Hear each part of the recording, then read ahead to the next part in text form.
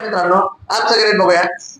12 सेकंदात एक गाडी 150 मीटर जाते, तर तिचा ताशी वेग किती? आता आपल्याला काढायचंय वेग. मग आपण काय करणार? वेग बरोबर अंतर भागिले वेळ गुणिले 18/5. वेग काढताना काय करायचंय? अंतर भागिले वेळ गुणिले 18/5. अंतर किती आहे? अंतर 150 मीटर. किती? 150. वेळ किती आहे? 12 सेकंद गुणिले 18/5. मग काय करणार आपण? 6 दुने 12, 6 त्रिक 18, 5 एके 5, 5 त्रिक 15 आणि हा एक शून्य.